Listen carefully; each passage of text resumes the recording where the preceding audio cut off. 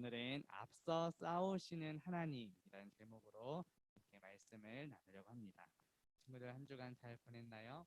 추석 연휴도 있었고 지난주엔 또 온라인 예배여서 이렇게 또 오랜만에 같이 보게 되었는데 지난주에 우리가 사사기라는 책을 처음 이제 다루게 되었는데 사사기에서 계속 반복되는 순환, 악순환이 있다고 말씀을 드렸어요. 혹시 기억하나요? 사사기에서 죄악이 계속 반복이 되었었죠. 이 사사기 바로 앞에 있는 책 여호수아서 마지막 24장에서 여호수아가 했던 말 혹시 기억하나요? 오직 나와 내 집은 여호와 하나님만 섬기겠다 이렇게 했고 백성들도 저희도 그렇게 하겠습니다 대답을 했는데 이제 사사기에 넘어와서 어떻게 됐죠? 여호수아가 죽고 난 이후에 이스라엘 백성들은 하나님을 버리지 않겠다고 대답했었는데 하나님을 버리고 다시 하나님 외에 다른 것들 우상을 섬기고 우상을 숭배하는 죄를 짓게 되었어요. 이 죄를 짓는 것이 첫 번째 순환이었어요. 이 죄를 짓자 하나님께서 어떻게 하셨죠? 그 죄에 대해서 진노하시고 분노하시고 심판을 하셨어요. 이것이 바로 두 번째 순환이에요. 죄가 첫 번째고 두 번째가 그 죄에 대한 심판. 그런데 하나님께서는 그 심판으로 끝내지 않으시고 누구를 보내시죠? 이름처럼 사사를 보내셔서 다시 이스라엘 백성들을 구원해 주셨어요. 자, 첫 번째 순환이 죄라고 말씀을 드렸고 두 번째가 그 죄에 대해서 심판하는 것. 그런데 이 심판에서 끝나는 것이 아니고 하나님께서는 사사를 보내주셨어요. 사사를 보내서 다시 이스라엘 백성들을 구원해 주셨어요. 이것이 세 번째 순환이에요. 죄, 심판, 구원. 그런데 사이클, 순환이라고 했죠. 다시 이 구원에서 또다시 죄를 짓는 이것이 계속 반복되는 게 사사기의 내용이에요. 죄, 심판, 구원, 그리고 또다시 죄를 짓는 이 악순환, 죄를 계속 반복하는 것이 사사기의 내용인데 오늘 우리가 살펴볼 내용 사사기 4장과 5장에 보면은 하나님께서 보내신 여러 사사들 중에 드보라가 등장해요. 드보라라고 하는 사사가 등장하는데 사사기 4장 4절 말씀을 한번 볼게요.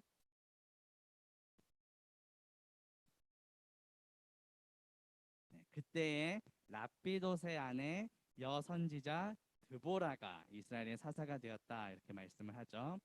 자, 아까 순환을 말씀드렸죠. 그런데 지금 이제 사사 드보라가 등장했다는 것은 무슨 말일까요?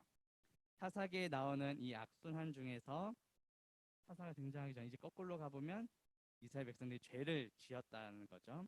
죄를 짓고 하나님의 심판을 받고 그렇기 때문에 사사를 보내서 구원해 주셨다라는 상황을 보여줍니다. 그래서 사사기 4장 1절에 보면 사사기 4장 1절 말씀 한번 보여주세요.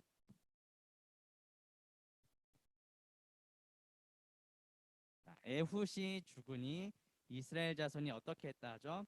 또 여호와의 목전에 악을 행하며 첫 번째 순환이 또 돌아온 거예요. 죄를 짓고 있어요. 악을 행했어요. 자, 이 에훗도 드보라 이전에 하나님께서 보내셨던 사사였어요. 그런데 이 사사가 죽자 다시 첫 번째 또다시 악을 행하는 순환이 또 시작이 된 거예요. 자, 그러자 하나님께서 어떻게 하실까요? 죄 다음에 순환이 뭐였죠? 심판. 자, 사사기 4장 2절 말씀 볼게요. 어떻게 심판을 내리셨느냐? 4장 2절. 2절 말씀 없군요. 제가 읽어줄게요.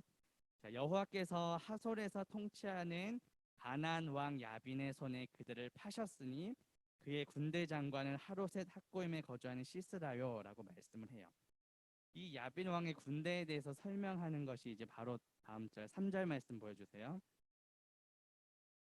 사사기 4장 3절 말씀 보면 자, 하나님께서 심판의 도구로 사용하신 이 야빈 왕은 철병거 900대가 있어 20년 동안 이스라엘 자손을 심히 학대했으므로 이스라엘 자손이 여호와께 부르짖었더라 이렇게 말씀을 해요.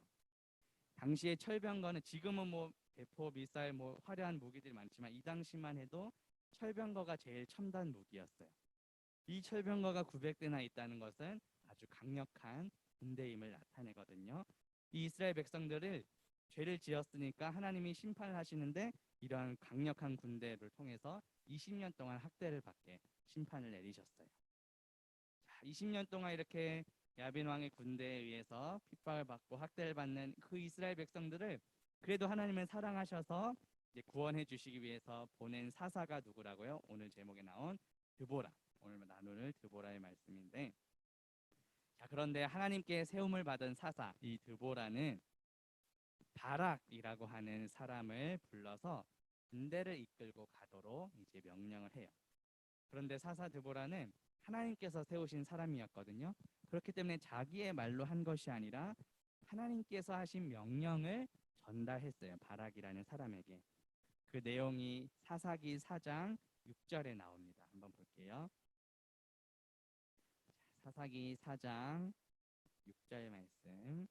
자, 드보라. 여기 사사 드보라가 나오죠. 드보라가 사람을 보내어 아비노함의 아들 바락을 납달리 게데스에서 불러다가 그에게 이르되 이스라엘의 하나님 여호와께서 이같이 명령하지 아니하셨느냐? 너는 바락에게 말합니다. 납달리 자손과 스불론 자손 10,000명을 거느리고 다볼산으로 가라. 여기 노란색 표시한 부분 볼까요? 드보라가 자신의 말을 한 것이 아니라 누구의 명령을 전달했죠? 바락에게. 하나님께서 이렇게 명령하셨다. 그렇기 때문에 이 명령을 믿고 가라. 이렇게 사사 드보라가 바락에게 하나님의 명령을 전달하고 있어요. 이어서 오늘 우리가 읽은 본문 14절 말씀 볼게요. 사사기 4장 14절. 여기에 아주 중요한 말을 합니다. 드보라가 바락에게 이르되 일어나라. 이는 여호와께서 시스라는 그 적군이었죠. 장군. 시스라를 내 손에 넘겨주신 날이라. 여호와께서 어떻게 하신다고요? 너의 앞서 나가지 아니하시느냐 하는지라. 이에 바락이 10,000명을 거느리고 다볼산에서 내려가니 라고 말씀해요. 오늘 설교의 제목이 뭐였죠? 앞서 싸우시는 하나님. 여기에 나타난 하나님이 어떤 분이시죠? 우리보다 앞서 나가시는, 앞서서 행하시고 우리를 대신해서 싸우시는 분임을 우리가 볼 수 있어요. 우리보다 앞서 싸우시는 하나님께서 지금 어떤 일을 행하고 계시죠? 다음 본문 15절 말씀 한번 볼게요. 여호와께서, 주어가 여호와 하나님이시죠. 노란색 지금 표시되어 있죠. 여호와께서 누구 앞에서요? 바락 앞에서 시스라와 그의 모든 병거와 그의 온 군대를 어떻게 하셨죠? 혼란에, 칼날로 혼란에 빠지게 하심에 시스라가 그 적군의 병거에서 내려 걸어서 도망하였다. 이렇게 말씀해요. 하나님께서 그 적군의 병거와 군대를 칼날로 혼란에 어지럽게 빠지게 만드셨던 거예요. 이렇게 하나님께서 앞서서 행하시고 싸우신 그 결과 어떻게 되었을까요? 오늘 본문 16절 말씀 봅니다. 바락이 그의 병거들과 군대를 추격하여 하로셋 학고임에 이르니 시스라의 온 군대가 다 칼에 엎드러졌고 한 사람도 남은 자가 없었더라. 하나님께서 다 앞서 행하신 결과 다 이게 죽게 되었다는 거예요. 적군들이. 그리고 아까 15절 끝에 그 적군의 장수 시스라는 걸어서 도망했다고 되어 있죠. 우리가 읽지 않았지만 사사기 4장 뒷부분에 보면은 그 도망친 그 사람 시스라 역시 야엘이라고 하는 그런 어떠한 여인의 손에 죽임을 당하게 되는 것을 우리가 볼 수 있어요. 그래서 4장 맨 마지막 본문 24절 한번 볼게요. 이스라엘 자손의 손이 가나안 왕 야빈을 점점 더 눌러서 마침내 가나안 왕 야빈까지 진멸하게 되었다 해서 이 4장이 마무리가 돼요. 하나님께서 모든 것을 행하신 결과 적군들이 다 진멸되는 것을 그 결과를 우리가 볼 수 있어요. 이처럼 모든 전쟁을 다 주관하시는 분이 누구시죠? 바로 하나님이세요.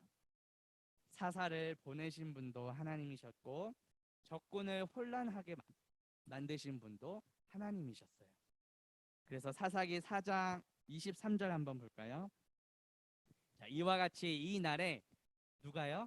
하나님이 가나안 왕 야빈을 이스라엘 자손 앞에 굴복하게 하신지라 이렇게 말씀을 해요. 자, 이스라엘 백성들을 20년 동안 학대했던 철병거 900대는 당시에 엄청 강력한 군대를 상징한다고 그랬죠. 우리 앞에 나의 삶 가운데 마치 이 본문에 나온 철병거 900대처럼 나를 힘들게 만들고 나를 괴롭게 만드는 또 나를 두렵게 만드는 존재는 무엇이나요? 우리보다 앞서 싸우시는 하나님을 더욱 의지하는 우리 친구들이 되면 좋겠어요. 성경에 보면 모든 전쟁은 다 하나님께 속해 있다고 말씀을 해요. 우리가 잘 아는 다윗도 골리앗과 싸울 때 이런 고백을 했어요. 사무엘상 17장 47절 말씀 한번 볼게요. 또 여호와의 구원하심이 칼과 창에 있지 아니함을 이 무리에게 알게 하리라. 전쟁은 누구에게 속했다고요? 여호와께 속한 것인즉 그가 너희를 우리 손에 넘기시리라. 다윗이 그 소년 다윗이 큰 거인 골리앗 앞에 싸우기 전에 이런 고백을 했다는 거예요. 자기의 힘으로 하는 것이 아니라 이 모든 전쟁은 누구에게 속했다고요? 하나님께 속한 것이다. 이렇게 담대하게 고백을 했죠. 우리 친구들의 삶 가운데 나의 삶 속에 마치 그런 전쟁과 같이 나를 힘들게 하고 괴롭게 하는 것들은 무엇이 있을까요? 또 이것을 우리 신앙생활에 한번 적용해 봤을 때 내가 주일 아침 나와서 하나님을 예배하는 것에 있어서 나를 방해하는 그런 사탄 마귀의 공격은 무엇이 있을까요? 이러한 영적인 싸움에서 승리할 수 있는 비결은 바로 우리보다 나보다 앞서 싸우시는 앞서 행하시는 그 하나님을 의지하는 거예요. 신약에 보면 바울은 우리가 이런 영적인 싸움에서 전쟁에서 싸울 때 승리할 수 있는 비결에 대해서 우리에게 말씀해요. 하나님의 전신 갑주 갑옷을 입으라고 말을 하는데 여러 무기들이 소개가 되거든요. 조금 길긴 하지만 전사님이 한번 읽어줄게요. 에베소서 6장 11절부터 17절까지의 내용인데 한번 들어보세요. 마귀의 간계를 능히 대적하기 위하여 하나님의 전신 갑주를 입으라. 우리의 씨름은 혈과 육을 상대하는 것이 아니요 통치자들과 권세들과 이 어둠의 세상 주관자들과 하늘에 있는 악의 영들을 상대함이라. 다음이요. 그러므로 하나님의 전신갑주를 취하라. 이는 악한 날에 너희가 능히 대적하고 모든 일을 행한 후에 서기 위함이라. 그런즉 서서 진리로 너희 허리띠를 띠고 의의 호심경을 붙이고 평안의 복음이 준비한 것으로 신을 신고 모든 것 위에 믿음의 방패를 가지고 이로써 능히 악한 자의 모든 불화살을 소멸하고 구원의 투구와 성령의 검 곧 무엇을 가지라고 하죠? 하나님의 말씀을 가지라. 특별히 마지막 17절에 보면 우리가 싸우는 무기가 바로 하나님의 말씀임을 알 수 있어요. 그런데 이 말씀이 육신이 되어 이 땅에 오신 분이 계세요. 누구실까요? 예수님이세요. 요한복음 1장 14절 말씀 볼게요. 말씀이 육신이 되어 우리 가운데 거하심에 우리가 그의 영광을 보니 아버지의 독생자의 영광이요 은혜와 진리가 충만하더라고 말씀합니다. 따라서 우리가 말씀으로 충만하다는 것은 바로 예수 그리스도로 충만하다는 것을 의미해요. 말씀을 의지한다는 것은 예수 그리스도를 의지한다는 거예요. 우리가 지금 9월 한 달 우리 중고등부에서 잠언 이렇게 매일 한 장씩 통독하고 있는데 친구들 우리 잘 하고 있나요? 카톡방에 이렇게 체크를 하고 있는데 우리가 매일매일 그 말씀을 읽으면서 이런 영적인 훈련 또 습관도 가져보는 거예요. 영적 싸움을 해나갈 무기를 갖추는 시간이라고 생각하면 좋겠어요. 자, 오늘 설교의 제목이 무엇이었죠? 앞서 싸우시는 하나님이었어요. 우리 친구들은 살아가는 동안 힘들고 어려운 일이 있을 때 누구를 가장 먼저 찾고 있나요? 또 내 힘으로 해결하기 어려운 일들이 닥칠 때 어떻게 대처를 하나요? 하나님의 말씀 속에서 그 해답을 찾기를 바랍니다. 오늘 말씀에 나타난 하나님은 우리보다 앞서 행하시고 앞서 싸우시는 분이세요. 나보다 앞서 싸우시는 그 하나님을 더 의지하고 믿고 따라가며 살아가는 저와 친구들 되기를 주님의 이름으로 바라겠습니다. 같이 기도할게요.